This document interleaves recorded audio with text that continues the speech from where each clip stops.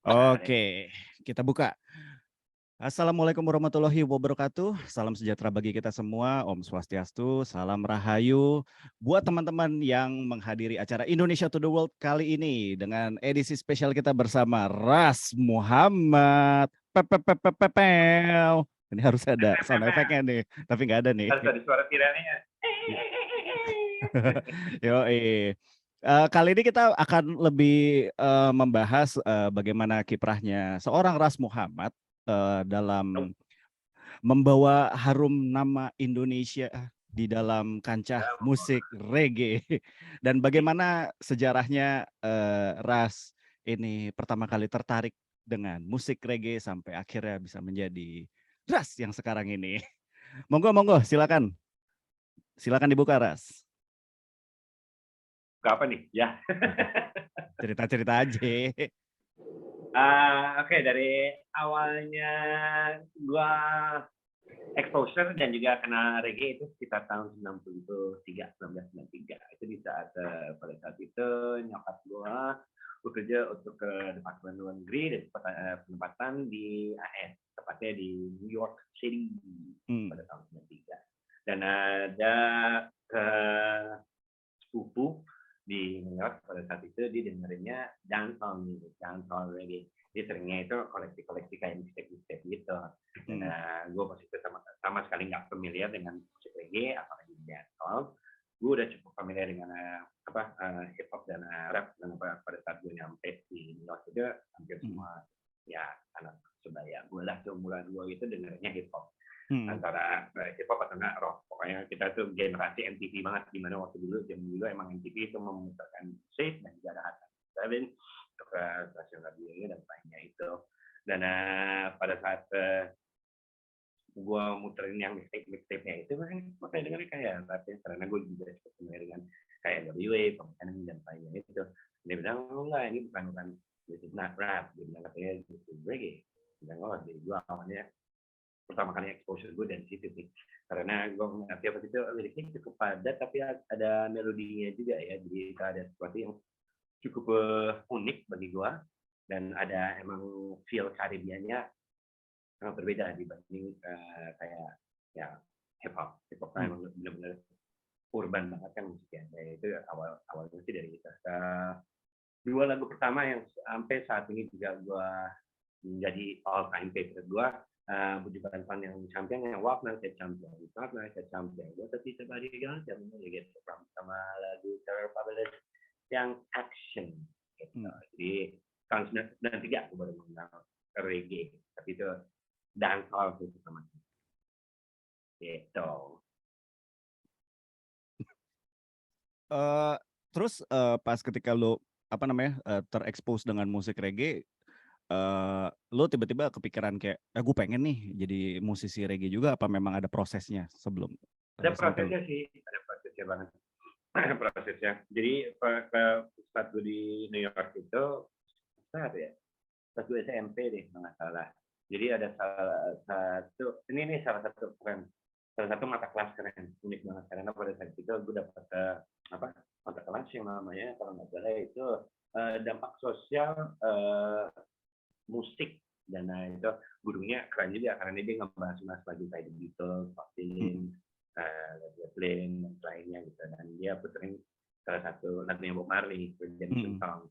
Itu pertama kali untuk secara message gue terbuka untuk message reggae ya. Tapi untuk secara musik yang kayak seperti tradisional atau roots reggae itu karena Redemption Song sendiri lagu yang didirikan oleh kemudian Bob Marley itu lagunya akustikan dan secara irama reggae-nya emang nggak ada, tapi reggae-nya ada. Gue baru denger banget roots reggae itu seperti apa secara otentiknya ya dari Amerika itu saat nyokap pas itu lagi ada seminar speaking di Amerika tahun 95 atau 97 nyokap biasa oleh dan salah satunya album Bob Marley Legend kompilasi Greatest Hits itu baru pertama kali oke. Ini namanya reggae music. Nah, tapi sebelumnya itu juga karena alhamdulillah background musik gue cukup eklektik ya, cukup lumayan luas. Jadi selain gue mempraktekkan reggae, tapi gue juga cinta dengan hip hop, ya cinta dengan metal, dan grunge, lainnya itu. Ada beberapa band terutama pas mid 90s, pertengahan 90s kan ada bilangnya sih third wave ska ya, gelombang kedua ska. Karena ska itu timbulnya di Jamaika tahun 70-an, dan akhir 70-an ada second wave, gelombang kedua yang dari UK kayak Specials, dan habis itu third wave ska datangnya tahun 90-an kayak No Doubt, Mighty Boston, apalagi banyak Real Big Fish dan lainnya gitu. Jadi gue tahu bahwa ini ska yang ambil influence-nya dari Jamaika walaupun bukan autentik ya. Dan juga salah satu band favorit gue pada saat itu baru mulai nge-band ya, namanya Thriller. Dan Thriller itu mereka laguin kayak punk dan juga rap, dan juga ada reggae-nya. Ini keren juga ya. Tapi terutama untuk secara kultur, untuk reggae music sendiri itu gue baru benar-benar menyelami dan mendalami di saat gue dengerin albumnya Bob Marley yang Nazi Dread. Karena albumnya Bob Marley yang Nazi Dread itu hampir seluruh lagunya di dalam albumnya itu tidak masuk di dalam Legend. Gitu. Karena gue juga pada saat itu mulai band, dan ada salah satu personil dari band gue itu penggemar hands berat reggae banget gitu, dan dia agak ngeledek gue kayak pas dia nanya gue, lo suka reggae? Iya, gue suka reggae gitu. Katanya suka Bob Marley ya. Album mana yang kesukaan lo? Gue bilang gue punya yang Legend. Dia ngetawain gue gitu, ngejek gue kayak Legend sebenarnya bukan albumnya Bob Marley, itu just a compilation album, itu cuma greatest hits gitu. Ini deh gue kasih tunjukin waktu dia nunjukin gue yang Nazi Dread. Nah, ternyata lagu-lagunya Bob Marley itu sangat keren, walaupun di luar yang greatest hits ya. Bahkan menurut gue sih banyak lagu-lagu Bob Marley yang lebih keren dibanding yang greatest hits-nya gitu. Bahkan sekarang kalau gue sebut beberapa lagu favoritnya Bob Marley itu di luar lagu yang greatest hits-nya gitu. Sangat influential banget sih. Dan berhubung pas pada saat itu juga udah lulus SMA, karena sempat kuliah di kampusnya Borough Manhattan Community College, dan alhamdulillah juga banyak orang Karibia dari Trinidad Tobago dan juga dari Jamaika, dan gue saat juga udah mulai ngegimbalin rambut karena gue gitu ajak kita ke Brooklyn saat itu di Flatbush, dan mereka nunjukin gue kultur reggae seperti apa gitu, dan kembali lagi itu dari sound system, dan gue ngeliatnya ternyata gue datangnya dari background di mana identitas gue awalnya pada saat gue nyampe universitas sebagai anak metal, tapi juga suka dengan hip hop. Gue lumayan agak anomali ya, karena pada saat itu gue awal-awalnya kayak mulai dari SD, gue inget kayak gue kalau pindah balik gue lumayan agak aneh juga ya, karena gue pas itu dengerinnya kayak pas gue kelas 6 lah, gue dengerinnya kayak Nirvana. Tapi habis itu gue dengerinnya albumnya Warren G yang dari G-Funk era dan kayak gitu, dan dengerin juga Wu-Tang, dengerin juga Fugees, justru Fugees yang album pertama Translator Crew gitu, dan lumayan unik juga gitu. Jadi gue bisa pada saat lihat kultur reggae secara langsung, dimana ini sebenarnya agak familiar gitu, karena memang kulturnya itu salah satu yang sangat identik dengan musik reggae adalah the sound system, DJ atau bahasa Jamaika selector, jadi mulai dari situ sih mulai fokus semua. Ternyata keren juga ya, dan juga kembali lagi kalau secara untuk musikalitas gue, apalagi gue cara ekspresi untuk vokal ya, gue bukan penyanyi tapi gue suka nyanyi, gue bukan rapper tapi gue suka rap, dan reggae itu ada sesuatu keunikan di mana teknik vokal seperti dikasih DJ kita emang menggabungkan dua-duanya. Asik. Jadi gue emang mulai fokus dari situ sih. Jadi udah itu berapa ya? Udah lebih nggak nyangka udah lebih dari 20 tahun. Lebih udah ya. Jadi way back sebelum lo ke Indonesia lagi, lo di sana memang sudah memulai karir lo sebagai musisi ya jatuhnya ya? Iya. Bahkan gue sempat bikin album yang di self produce, itu sekitar 10 lagu. Salah satunya itu yang sempat rilis adalah Living Bangunan. Gue insya Allah sih tahun 2023 akan keluar melalui label 12 Korok. Itu banyak orang nanya kapan tuh keluarin. Itu benar-benar emang sangat secret banget untuk DIY. Gue jualnya hand to hand lainnya.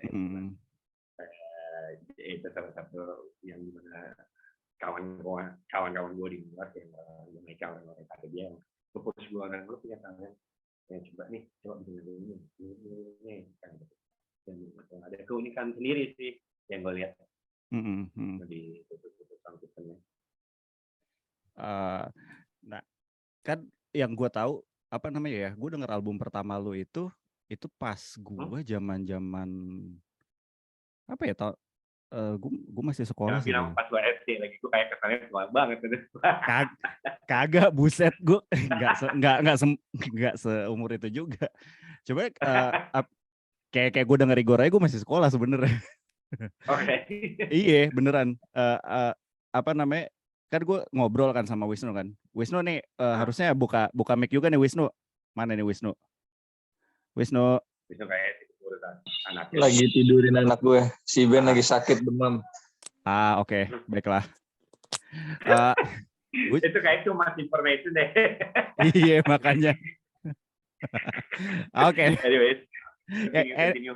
Anyway, gue jadi penasaran gitu loh.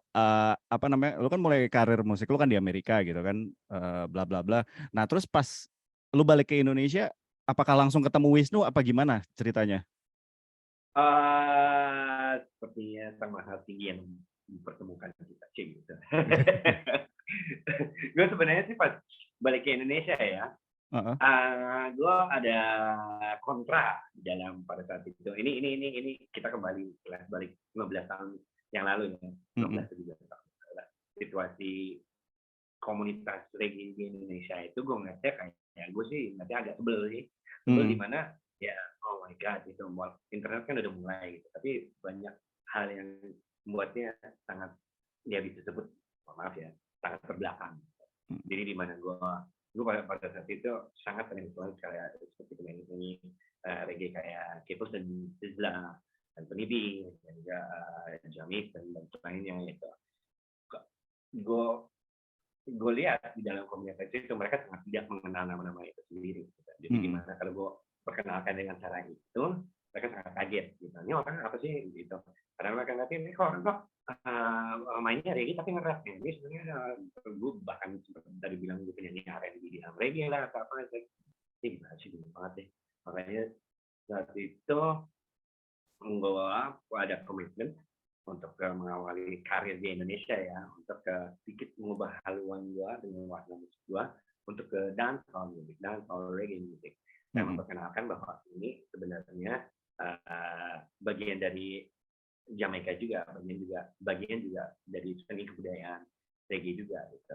Dan pada saat itu lebih banyak kontra dari komunitas reggae terhadap gue dan lebih banyak yang nge-welcome gue di komunitas hip hop itu karena mungkin ada sesuatu keunikan sendiri di cara komunitas hip hop ngeliat gue mereka tuh bisa connect dan bisa relate dengan gue karena gue juga ada flow-nya, ada rasnya, tapi tahu lah untuk anak hip hop bahwa kalau saat gue bawain lagu gue itu this is not hip hop, it's reggae. Dan waktu itu anak-anak hip hop lagi booming dengerin lagunya Damian Marley Jamrock. Si Khalif sama yang lain-lain dan di play kan. Radio juga. Oh sama Sean Paul juga ya zaman-zaman itu ya. Yoi. Ali dan itu. Bahkan pada saat itu jujur lagi anak-anak komunitas hip hop lebih tahu kayak Sean Paul sama Damian dibanding pada saat itu ya, dibanding komunitas reggae Indonesia. Jadi gue masih disconnect gitu, karena gue bisa ngasih dengar lagu-lagu yang lain dan orang bisa lebih apresiasi lainnya dan mereka juga bisa apresiasi apa yang gue pengen ekspresikan lah. Gitu. Jadi gue ketemu Wisnu dan kita cukup revolusioner sih. Lagu pertama yang gue buat sama Wisnu itu sebenarnya itu akapela. Jadi waktu itu kita Randet. Gue ngetik lagu Randet dan dari situ pokoknya kita nyari BPM-nya ya, BPM-nya dulu, oke setting BPM-nya seminggu atau 2 minggu kemudian gue balik ke studio master itu jadi gitu. Kalau kita perhatiin dikit vokal gue emang agak flat karena pada saat itu nggak ada kuncinya. Gue pokoknya ada oke nih gue ada lagu akapela jadi landat jadi emang yang landat jadi dan jadi itu dia bisa apa nambahin pokoknya melengkapi dengan musik yang full. Dan itu pure dari keyboard loh soundnya, dari Roland sama Korg. Bukan Casio kan? Bukan. Fruity Loop cuma sedikit doang, paling Fruity Loop cuma kick sama snare doang, hi-hatnya pun juga ngambil dari Roland. Gitu. Lah, kupikir Wisnu masih mau ngomong. Mana Wis? Roland ini terus kayak gue pikir dia masih mau kayak teknisnya begini gitu loh. Udah. Terus tiba-tiba stop gitu. Sekian. Tadi Hafiz ngomong apa tadi Hafiz? Nggak jadi, lupa. Nah kan gara-gara Wisnu nih. Nggak, iya. Apa namanya, pertama gue denger juga Wisnu ngasih tahu nih face gitu kan. Ini gue bilang, gila ini siapa ini Wis? Gokil, gila, asik banget. Gue bilang gitu, ini yang selama ini gue tunggu sebenarnya. Karena kan gue dengerin Bush Babies kan. Ras Muhammad tuh bisa ragamuffin gitu. Dan di Indonesia yang ragamuffinnya bagus tuh belum ada menurut gue gitu. Dulu sempat ada dari anak rontak PS Crew gitu. Dia menang lomba rap gara-gara ragamuffin gitu. Begitu gue dengerin Ras Muhammad, wah gila nih. Terus gue bilang nih, yang bikin musiknya Luis, gue bilang gitu. Gila, menurut gue jenius sih. Komposisi antara lu dan Wisnu tuh bener-bener ngeblend banget. Wah, sempurna dah album yang itu. Terus habis itu begitu ada kayak barbekyuan di rumah Igor, gue suruh Radit setelin tuh musiknya lagunya lu Ras. Gitu. Igor denger, nih siapa nih, gue ceritain Gor ini gini. Igor sebenarnya kan waktu itu referensinya itu masih terbatas ya. Gue bilang ini gue jelasin gitu, wah ini asik banget, wah ini asik Fis, lo kalau kenal orangnya ajak aja ke sini, dia bilang gitu. Akhirnya kan datang ya Ras ya, kalau nggak salah ya di acara barbekyuan ya, sempet kan abis itu datang lo datang lupa datang Vendel. Iya, Vendel. Habis itu kita rekaman ke studio Blackboard tuh akhirnya yang di Pantai Indah Kapuk. Di Pluit yang di Pluit. Lupa parah, mentang-mentang udah terkenal. Deh. Mentang-mentang udah tua. Iya, itu gila sih. Menurut gue, wah parah banget nih si Wisnu nih. Emang sih Wisnu suka ngasih surprise yang gokil sih itu orang. Hebat hidupnya. Kalau Wisnu mah sampai sekarang suka kasih surprise kadang-kadang. Iya. Contohnya tadi ya.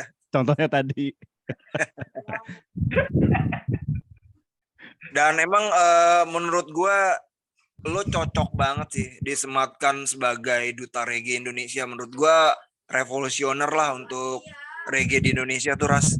Gue angkat topi, angkat baju, angkat kaki lah. Oh iya, sama gue baru inget sama soundnya tuh, sound sub-subnya itu dari MC909, Roland MC909. Ingat nggak yang kotak? Oh ya, Roland tahu. Sempat dibawa ke tempatnya NASA. Gitu. Punyanya. Kalau kita pembuatan reggae ambassador sendiri itu lumayan ngebrong juga ya. Oh, itu keren Ras, tapi di album itu yang lo sendiri favoritin lagu apa sih Ras? Kalau gua Siempre ya? Antara ada beberapa sih, Siempre, Money juga salah satunya, dan Hot Like Fire. Oh iya, Hot Like Fire sih gokil sih itu. Sama si Kenny ya. Sama Wisnu kalau Hot Like Fire. Kalau Siempre. Oh iya ya, yang sama Kenny apa sih tuh? Yang Siempre. Oh Siempre doang ya? Oh iya. SMP Kalau gue emang sih, itu kalau gue sih Randet sih, Randet gila. Itu ngegebuk banget sih, parah. Gue ngeraga kayak gitu ngikutin siapa ya? Gue lupa deh. Gue Wah, ngikutin itu Gila loh, sama apa Depok. namanya, Soundpol lah. Terus goyong. Iya, ngikutin Sama ngompol. sama lagi gila sama Charlie Tuna tuh, Jurassic 5.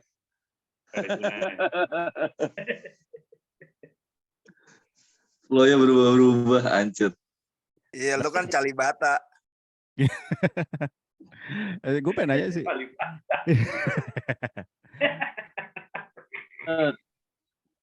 Charlie Ciliwung. Aduh. Jadi pas awal ini Ras, jadi pas awal album Reggae Ambassador itu untuk penetrasi pasar kan kayak lu bilang kan, komunitas reggae di Indonesia kan masih agak rada kontra nih sama lu nih. Itu penetrasi pasarnya saat itu apa yang lu alami sih? Maksudnya suka dukanya lu ketika saat itu lu mau nembus pasar nih gitu. gue secara kedukanya alhamdulillah pada saat itu masih zaman bajakan ya, di mana ya alhamdulillah udah 20 tahun sebagai artis indie ya. Album Reggae Ambassador pada saat itu distribusi sama Aksara Records. Udah bangkrut ya sekarang ya. Aksara Records, dan gue ngeliatnya sekitar berapa ya, 3.000. Dan gue ingat waktu zaman dulu kalau untuk tahun 2005 sampai 2008 itu setiap album apapun, album lokal itu dibajaknya kalau nggak salah 5.000 sampai 10.000 keping. Jadi gue sebenarnya untung juga karena gue cuma mencetak 3.000 tapi apa yang bajak lebih banyak gitu. Dan itu masuk kayak akomodasi, ada beberapa akomodasi yang TV reggae lah atau apa gitu. Jadi gue lumayan dikenalnya dari situ. Salah satunya juga masih MTV juga masih puterin apa video klip gue yang seperti ini misalnya. Gitu. Kalau gue sebenarnya baru nembus banget untuk dalam komunitas reggae sebenarnya sih cukup lama ya, sekitar 6 tahun kayaknya. Itu di mana pas saat gue menerbitkan buku Negeri Tani, dan di situ disertai dengan single Tani kita dan juga ada kejadian Prahara di mana gue digas air mata segala lalu menjadi berita nasional lah, dan itu benar-benar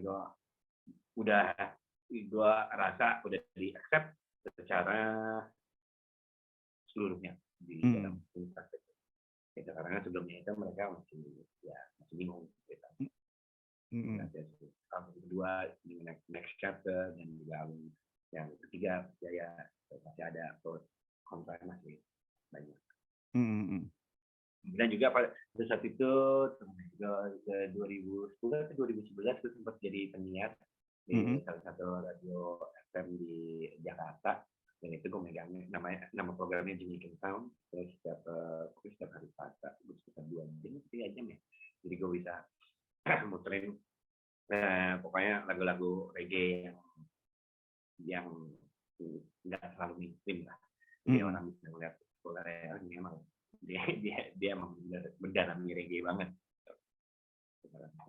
Gue jadi semacam kayak influencer untuk komunitas reggae juga. Tapi menurut lo sekarang untuk komunitas reggae sekarang ini sudah lebih maju atau gimana? Apa udah mulai jauh lebih maju. Jauh lebih maju. Ya kembali lagi gimana ya, gue awal berkarir itu gue gak sebel ngeliat ya kok cuma ini doang kembali lagi puternya cuma tentang Bob Legend. Kalau ada gigs mainnya hanya lagu-lagu Bob Marley, lagu original cuma 1 atau 2, sangat terbatas banget karena retensi mainnya itu. Tapi karena sekarang banyak salah satunya Radit Koman itu salah satu salah satu yang juga pejuang dub reggae gitu. Karena reggae Ambassador sendiri kita kilas balik itu benang merahnya lebih kayak dancehall reggae kan.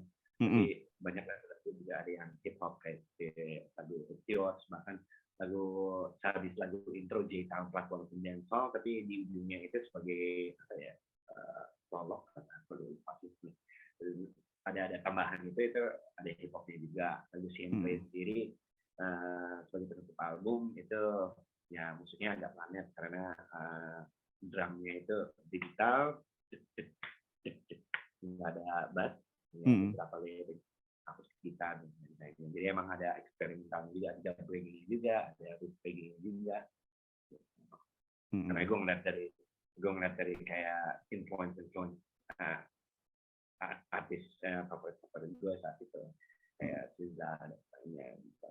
Nah, mereka tuh walaupun oke benar-benarnya bikin dancehall lagi atau lagi, tapi pasti mereka ada beberapa lagu yang memang benar-benar warnanya sangat beda. Mm-mm. Mm-mm. Nah, ngomong-ngomong Mas Radit, gimana nih? Dari Lau tanggapannya gimana nih? Kalau gue sih mungkin mau sharing juga ya kayak pengalamannya Bang Ras Muhammad dulu sempat nggak diterima awal-awal ya nggak diterima ya, itu sebenarnya terjadi juga sih di gue di pas lagi mainin reggae dub dulu di mungkin sekitar 2010-2011 di Bandung ya, kayak awal-awal masih kayak sempet kita main malah orang-orang dari sebelumnya DJ biasa pas reggae dub main malah pada nih musik apa nih pusing nih pada bubar gitu, terus berkali-kali gitu terus ya pada nggak ngerti, tapi akhirnya menurut gue sih Bandung dulu paling ini sih soalnya dia udah ada budaya apa tuh selekta pakai piringan hitam dari 2007 udah ada, dan acara dub pun udah ada walaupun belum terlalu rame, itu Fisherman Dub dulu. Ya. Itu ya, jadi di Bandung tuh awal yang apa ya berkembangnya kalau di musik reggae dub ya apa, menurut gue sih Bandung sih dulu yang awal mulai berkembang, terus mulai ke Jakarta, dan sekarang udah jauh banget dibanding dulu, udah berkembang dan banyak juga reggae band yang mengambil unsur-unsur reggae dub juga di situ dari segi efek, vokal dan segala macam. Jadi sekarang udah mulai berkembang, walaupun kalau kita lihat ke negara lain lagi masih ada ya lebih berkembang lagi gitu negara lain, tapi ini ya kita kan sama-sama ya di komunitas reggae atau komunitas dub, kita semua sama-sama lagi ngebangun ini semua gitu biar kita nggak jauh ketinggalan dan tetap ada Indonesianya tapi tetap ada variasi reggae yang lain gitu, nggak cuma reggae apa top 40 atau reggae popnya gitu. Jadi kan reggae juga macam-macam ya, kita harus bisa ngenalin semua ini juga gitu. Gitu sih kalau sharing pengalaman juga dulu. Seru banget sih, gue juga jadi belajar juga nih. Gue apa namanya? Gue juga banyak dikasih input sama Ras juga nih pas waktu itu gue ngiringin lu, Ras. Yang mix dang. Ingat gak ya yang di Kemang itu? Gitu. Ngambilnya dari situ.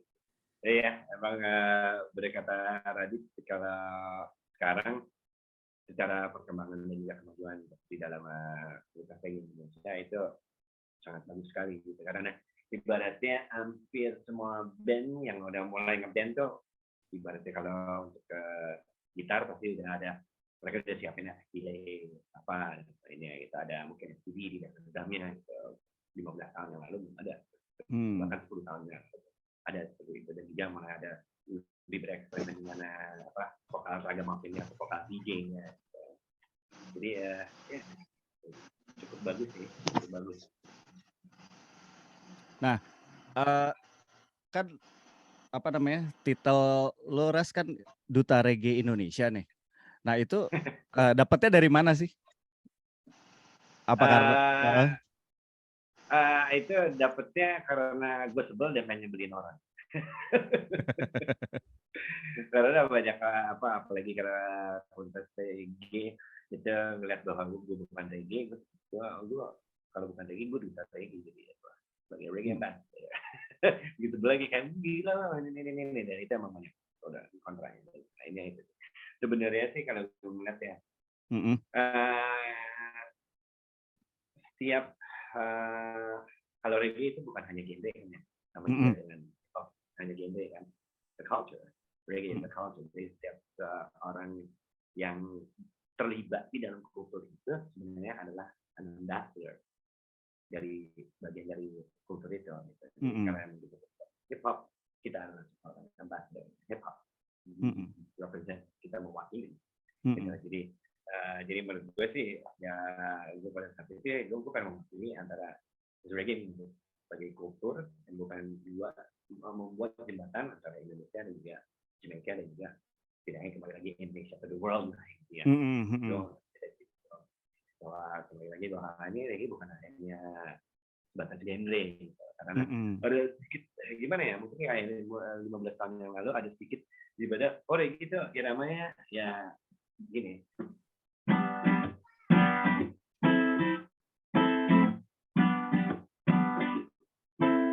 Udah that's it. Kayak gitu. Kayak wah nggak segampang itu bahkan datang dari komunitas reggae. Jadi ibaratnya kita menekankan dan juga membuat itu lebih konkret untuk merendahkan skill dan tone musik kita sendiri. It's not that easy gitu. There is a different, ada perbedaannya deh.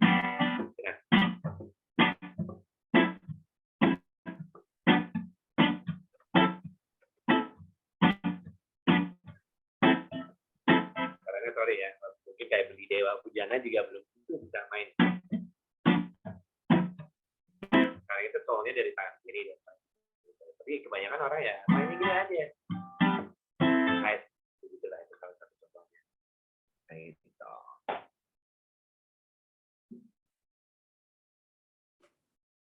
Kira-kira nih,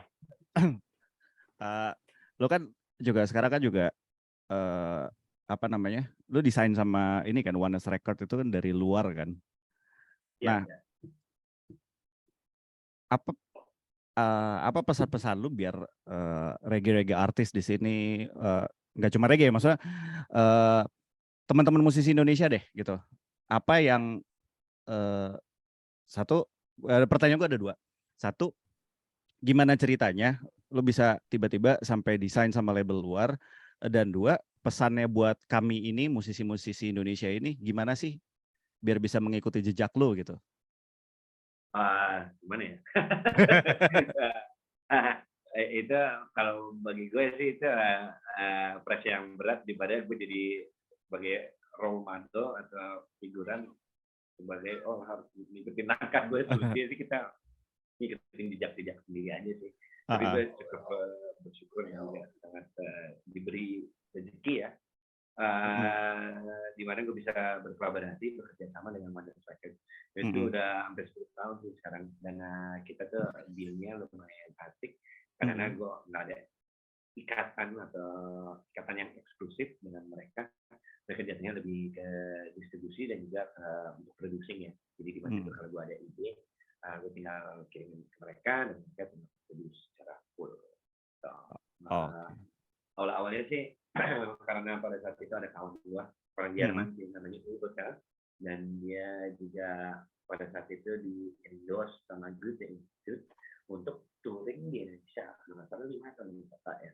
Dan Goethe Institute juga menggantiin gue sebagai opening act-nya. Jadi kita touring bareng di 6 kota itu dengan band ini juga. Dan bandnya itu beberapa playernya itu dari Oneness Record gimana ini sekarang gue bersama ya dengan label Jerman. Dan mereka saat di akhir tour, lu mau coba ini nggak, voicing rhythm itu bahasa Jamaika reggae-nya untuk mengisi vokal instrumental mereka. Itu salah satu dari budaya reggae juga. Jadi gimana nih, gue sebagai produser atau Wisnu sebagai produser. Wisnu dia ngebuat satu instrumental. Biasanya satu instrumental itu nanti dia akan tawarin ke beberapa artis. Mungkin dia dapat 8 atau 10 artis, dan itu satu instrumental itu nanti akan menjadi beberapa lagu yang berbeda. Mungkin kayak soal lebih sosial lah, atau lebih soal cinta lah, misalnya gitu. Jadi yang lebih fix. Jadi nanti biasanya dirilis itu di dalam rhythm compilation atau selection album, dipanggil selection. Dan ya itu ditawarin untuk voicing rhythm. Akhirnya single yang kali pada saat itu juga pas banget karena Reggaeville salah satu situs terbesar untuk platform reggae ya.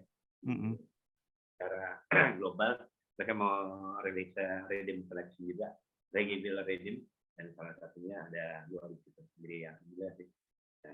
Jadi itu pertama kali produk sama Indonesia bisa jadi bagian part untuk kompilasi secara global. Dan itu merilis kita 2 atau 3 single yang lainnya di selection. Akhirnya mereka nawarin album. Gimana mau jadiin album? Boleh banget. Ada. Akhirnya 2014 dirilis. setelah 2 tahun berkolaborasi dengan mereka. Kalau misalnya dirilis secara digital, begitu secara fisiknya 2000. Oh gitu. Oke. Oke. Ini dari tadi kan baru Radit, Hafiz, Wisnu, Ras, dan gue nih dari tadi ngomong nih. Di sini ada peserta lain juga, ada Fikri Aldi, apa kabar? Ada Franz juga, dan ada juga Grace GB. Grace GB ini dari Kongo loh.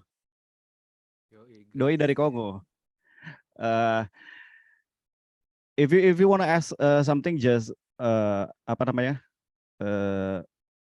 Just open your camera and feel free to talk, Grace. Semi nih ada juga Semi. Nah, ada Semi juga. Boleh loh ngobrol-ngobrol yuk kita di sini. Boleh. Silahkan. Go. Oh, ada Franz. Franz udah angkat tangan nih. Halo. Halo, Nah, Omegar. Apa kabar? Alhamdulillah baik. Bang Radit, Bang Teddy. hai. Mau nanya nih sama Omegar. Ya, Apa kabar? alhamdulillah baik. Alhamdulillah baik. Oh, mau nanya nih. Ya, Om kan udah istilahnya udah sampai ke pusatnya intinya reggae sendiri tuh di Jamaika itu sendiri ya, gitu ya. Ada gak sih keinginan untuk featuring gitu sama Damian Marley? udah banget. Mau banget. Ada gak sih goalsnya Om Egar gitu untuk featuring sama Damian Marley? Kalau belum kejadian sampai sekarang, kendalanya apa sih Om sebenarnya gitu loh? Kendalanya mungkin dalam lobby dan networkingnya belum bisa nembus. Apanya? Karena belum bisa nembus secara lobby dan networkingnya. Kayak ketemu ketemu anak-anak Bopandi udah, Mudinin ada, Mudinin ada, lagi belum, udah, ya. Dan tapi belum sampai ngobrol soal musik sih. Tapi itu salah satu kita juga bisa kolaborasi dengan Damien. Mungkin harus kembali ke Jamaika lagi kali ya. Karena salah satu muridnya Damien, Kamantu juga, dan juga kita juga kolaborasi. Itu kalau aset yang ini, aku juga punya lagi sama kalau aset itu junior di education. Nah, itu. Jadi mungkin kalau balik ke Jamaika ketemu Kabaka bisa di lobby Kabaka nemuin aku dan Damien. Itu soalnya emang kadang-kadang kalau situasi seperti itu, kalau untuk ke kolaborasi kayak yang secara internasional atau ketemu dulu sih sama orang. Di fight-nya gimana dan itu dia oke. Oh, oke. Sama satu lagi nih Om. Inspirasi lagu Jawara itu dari mana gitu? Itu lagu yang favorit saya juga gitu.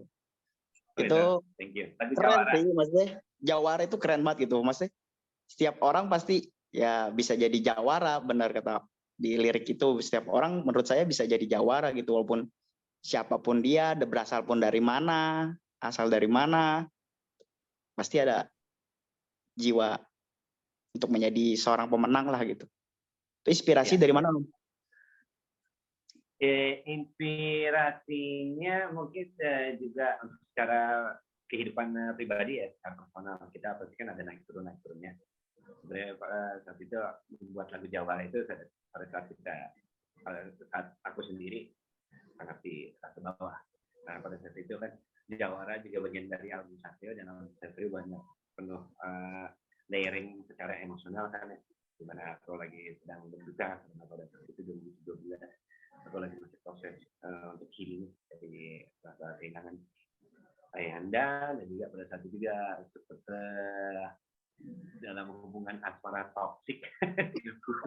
Jadi banyak banget ya pokoknya secara kepribadian kita mengingatkan bahwa kita bisa menang dan apa yang kita hadapin dalam hidup kita emang sudah meant to be, kita emang udah harus terjadi, kita harus belajar dari itu. Karena kalau aku sendiri tidak percaya dengan loser ya, hanya ada kita winning dan learning, dan kita belajar dari kehidupan. Kalau kita menolak dari untuk belajar dari hidup, itu dimana kita salah. Kita harus menjadi orang yang jawara. Dan juga salah satu inspirasinya sosok yang juga tangguh, jadi lebih dulu katanya, karena beliau mengingatkan bahwa jangan merasa kecil, jangan merasa kalah, bahwa alam semesta itu ada di dalam dirimu. Keren sih Om. Keren. Udah. Terima kasih Om Egar, Bang Teddy, Bang Radit. Thank you. Udah diberi kesempatan untuk bertanya langsung sama Om Ras. Oke, thank you. Ada lagi? Mas Radit, boleh loh kalau mau nanya. Gak, gue sempet dengar desas-desus nih katanya reggae Indonesia tuh musisi band reggae Indonesia lebih banyak dari Jamaika. Kalau menurut Ras Muhammad gimana tuh, kan udah pernah keluar negeri segala macam, itu setuju nggak band reggae di Indonesia itu lebih banyak dibanding di Jamaika gitu? Setuju kan deh. Nah, setuju.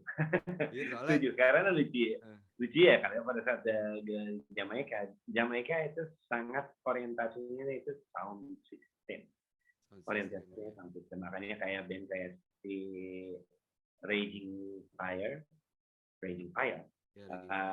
mereka tuh sangat dipuji banget, karena mereka mengangkat reggae secara tradisional tahun 70-an 80-an, di mana tahun 70-an kan lebih banyak bandnya kayak The Wailers, Third World, Steel Pulse, dan lainnya, gitu, Aqua, dan lainnya.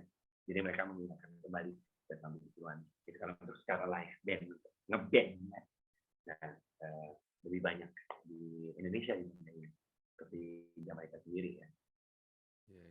Nah, terus kan ya reggae Indonesia kan bandnya banyak nih, band reggae Indonesia. Yeah. Nah, kalau Ras Muhammad kan udah ya, ibaratnya sering lah hitungnya ke luar negeri dulu kan ya, bolak-balik ke luar negeri. Nah, pandangan orang-orang luar itu sama reggae Indonesia gimana? Ada yang tahu nggak sih selain Ras Muhammad gitu tentang reggae Indonesia gitu? Atau emang belum tahu dan akhirnya Ras Muhammad yang kenalin reggae Indonesia gitu? Pada saat itu sama sekali nggak tahu, bahkan mereka bingung Indonesia di mana. Mereka tahu itu negara, mereka secara geografi mereka bingung di mana. Karena mereka sangka ya setiap orang Asia itu antara Jepang atau enggak China. Pokoknya kalau pertama kali aku ke Jamaika ya mereka ya Japanese ras. Pokoknya dipanggil Japanese ras atau enggak ras. Gitu. Ya ras, Japanese ras, Chinese ras, ya Chinese. Maksudnya kalau mereka bilang Chinese itu bukan hanya orang Chinese, cuma kita Asia. Chinese. Gitu. Tapi saat mereka nanya Indonesia, kita kasih tahu kalau kita dari Indonesia mereka bingung. Jadi karena Indonesianya sendiri aja mereka masih banyak yang belum tahu ya sebenarnya. Iya. Bali paling tahu Bali. Paling Bali. Ya tapi banyak orang sendiri maka Bali itu negara. Bahkan pendatang yang datang ke Bali yang WNA sangka Bali itu lagi. Terus pada begini tapi lucu lagi karena mungkin jarang kali orang Indonesia di Jamaika ya. Gue pernah naik taksi getnya mereka. Orang itu lagi benerin kampus sendiri gitu, dan tulisannya itu Chinese semua gitu. Dia nanya gitu, what does it mean? I'm Chinese, man. Gue pakai Chinese. I can't read it. Gue nggak bisa baca gitu. Nggak semua muka ini bisa bahasa Cina gitu. Bisa Mandarin atau Cantonese gitu.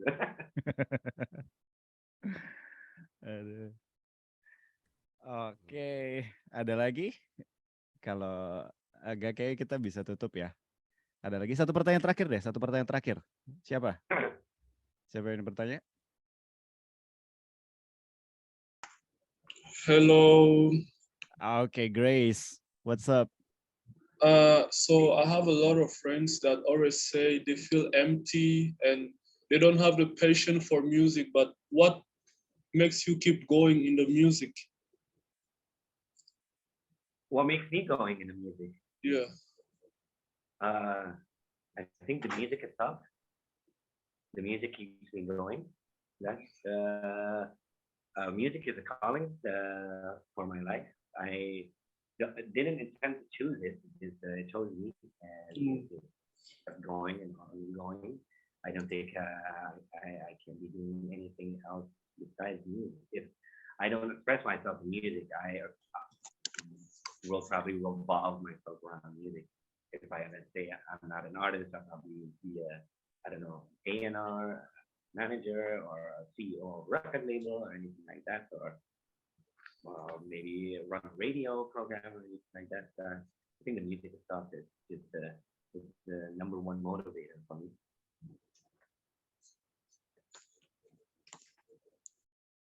Oke. Oh, ini ada yang raise hand lagi. Ini terakhir ya, benar-benar terakhir ya. Ada Semi di sini, silakan. Pas banget ini raise hand. Yo, meetings. Ini terakhir ya. Meeting. Ya. Hey, Semi. Sorry. Meeting. Apa kabar, men? Bahasa seksi gitu. Oh ya, Semi. Jangan jauh juga. Baru habis ngerokok, men. Big up yourself. Nih, mau nanya dong. Nih, kan tadi kan kita ngobrol-ngobrol tentang komunitas reggae di Indonesia nih. Kira-kira visionnya Ras Muhammad nih buat masa depan reggae musik di Indonesia untuk bersaing di international music gimana nih? Kira-kira bisa nggak kita masuk di kalangan international reggae industry gitu? I think so. Bisa juga. Bisa. Always a possibility. Always a possibility. Dan gue berharapnya juga sih lebih banyak festival untuk reggae di Indonesia.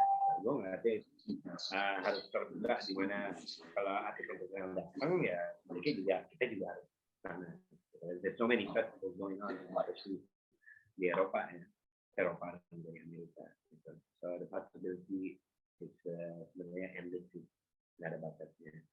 Tinggal tergantung, apalagi yang untuk generasi yang lebih muda ya, itu harus lebih motivasi lebih gede, harus visinya juga harus lebih jauh, juga lebih ya intinya berkarya dan juga berkarya juga ya bapak ya kalau Indonesia luas tapi dunia lebih luas lagi gitu. Jadi harus lebih visioner, lebih jauh untuk memandang karya gimana nih untuk next 10 years or so. Harapannya gimana nih Mas buat masa depan musik Indonesia nih? Kalau harapan gue sih semoga semakin banyak untuk cara karya dan juga yang lebih berwarna dan juga lebih berkualitas, lebih challenging juga gitu. Karena gue suka juga dengan kalau pemuda baru yang lebih menantang di saat dengar, oh ini gokil, arrangementnya gokil, liriknya gokil, soundnya gokil. Karena jadi gue bukan seseorang yang mau duduk kayak I'm the legend gitu. No. I prefer to be kind of artist.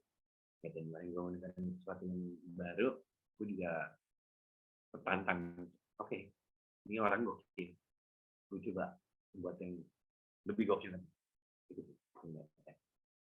So, kalau dari gue sendiri itu salah satunya yang mungkin yang udah bermain sikap lagi itu tertawa musik lagi udah 15 tahun 20 tahun agak hati-hati untuk jatuh di dalam senioritas karena itu senioritas bisa mematikan kita untuk bicara perkembangan dan kita juga itu malah makin kerdil ya kita harus